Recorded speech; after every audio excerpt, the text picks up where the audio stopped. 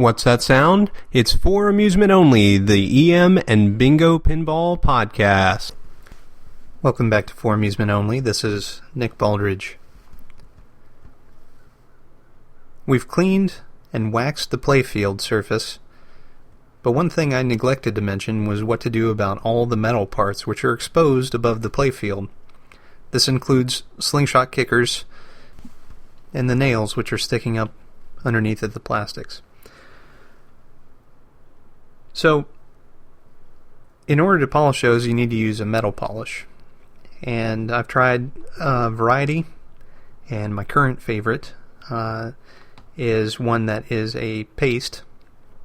It's called Mother's Mag and Aluminum Polish, and again, you can get this from the auto parts store. Comes in a tub, it's a couple bucks, and it'll last many teardowns. So it's a pretty good deal. Again, you just take a rag and you put it on the rag, and then you use it to polish the metal. Now, there are other types of metal polishes. Those include things like Brasso, name brand stuff, as well as wadding type polishes, and those are on little cotton fibers. And any metal polish pretty much stinks to high heaven, so you want to make sure you're in a nicely ventilated space if possible. And one of the things that bears mentioning is to test the metal polish on an inconspicuous area first, just to make sure there's no adverse reaction between the chemicals used in the polish and the metal that you're polishing. Now, for the most part, it's stainless steel. You're not going to have a big problem, but in case you do, you want to know about it before covering the entire thing in some acidic compound. So, how do you get those things out of the playfield? And this knowledge applies to bingos, it applies to games from the 30s, it applies to bagatelles, it applies to just about any pinball machine that I can think of. There are usually pins at the very least, and usually more metal pieces. You want to remove those from the playfield in order to fully clean. That's something I neglected to mention in my cleaning segment. And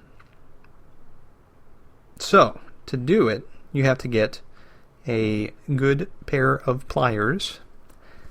Slip joint pliers will do. Channel locks will also do. The main thing is that you want to protect the metal pieces. So in this instance, we're talking about, say, ball guides, which are the thin metal rails, not the large metal rails which are nailed to the sides of the playfield. But we're talking about the ball guides, which may rest under the flippers or be around a rollover instead of the plastic rollover guides, as well as those nails. So you want to protect those metal pieces from the tool that you're using to remove them, and you also want to kind of minimize the force that you're using if possible. So these things are nailed in there, or they're wedged in there, and they flange out a little bit to kind of hold them in place. And you're going to want to be kind of gentle. If you just yank them out of there with all force, it's possible you could damage the playfield surface. Don't do that. Be kind of gentle and conscientious of what you're doing. Now, if you do this multiple times, especially with the ball guides, where it's going to have that flanged bit at the ends, then it's going to wear away the wood that's holding it in place. I mean, that's only natural, right? So, in a later episode, I'll detail how to repair that, but at the moment, just be aware that that's a problem eventually with doing this, and Also, once you've done it the first time, you only have to do it again when you do a full teardown. You don't have to do it for normal wipe and cleans, that you're doing in between the full teardowns. If you do it too often, then you're asking for a little bit of trouble there. So, you pull out the nails. You make sure that you know where they go. So again, maybe taking a picture first would not hurt. But also the playfield is going to have holes where these nails go, so it's going to be fairly obvious what goes where. The nails are small and they take up less physical space than those ball guide wires. So when you're going to put them back in, it's very important that they all sit at the same level. The way that I do this, again, is I try to do my cleaning in sections. This way, when I go back to insert the nail, I have something to measure against. If you want to do a complete teardown and remove everything all at the same time, then I would highly recommend buying a caliper set. You can get a cheapo caliper from Harbor Freight. That's what I have. It will allow you to measure the depth that these nails are put into the surface. And then when you're reinstalling them, I use a rubber mallet. Now, I use a rubber mallet because it applies less force. It dissipates the force of the blow, so you're not hitting it with a hammer and flanging out the top or anything like that. So, you got all your nails out, then you want to polish them. Now, some people chuck them all in a tumbler and let that go. These are really small pieces that we're talking about. And you can do this with screws too. But I find it more effective, because I'm impatient, okay? So, aside from being lazy, I'm also impatient. So, rather than wait the 3 days or so and put them in a bag and put them in the tumbler and let the tumbler do the work, I will instead polish them by hand. Or just replace them. I mean, that's another option. The nails that they use are small finish nails, and you just cut the head off. Just make sure they're all the same size, and you're good to go. But, and they're not all cut off, by the way. You can also have those older games where they do have the top still attached, especially on the Bagatelles and the early 30s games. So, clean and polish, reassemble, but while the nails are out of the machine, it's the perfect time to clean the playfield in that area. It's an area that rarely gets attention. Very few people will do this regularly, and again, that's with good reason, but the dirt does tend to build up around those areas.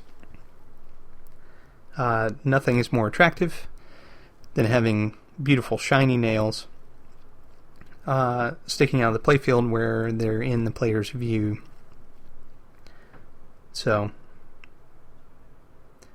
I also will polish the ball guides which are attached to the playfield on the sides, and take that opportunity to clean the wood underneath of them. This requires a little more finesse, as you have to take off those ball guides and they are nailed in place.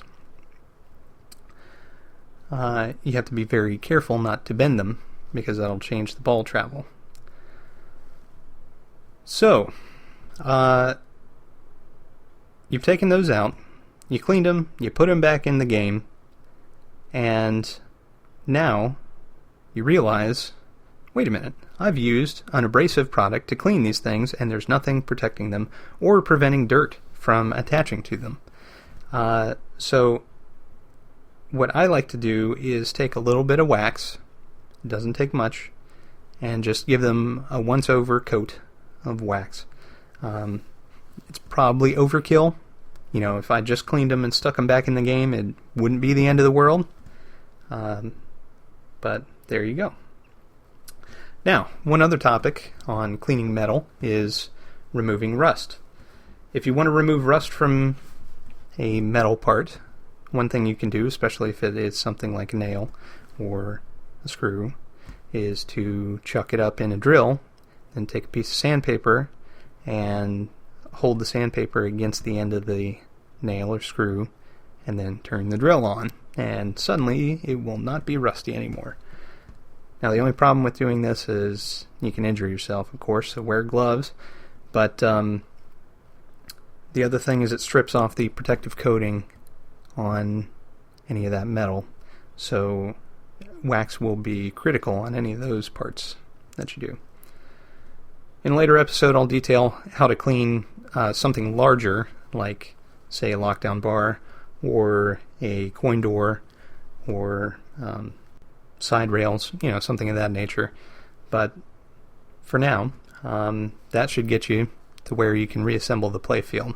Tomorrow we'll go into what's involved on cleaning the metal lamp springs on a bingo.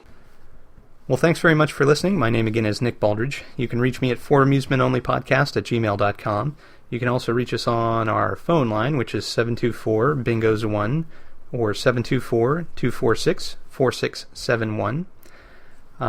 You can listen to the podcast on iTunes, Stitcher, Pocket Cast, via RSS, on Facebook, on Twitter at Bingo Podcast. You can follow me on Instagram at nbaldridge, and you can listen to us on our website, which is foramusementonly.libsyn.com. Thanks very much for listening, and I'll talk to you next time.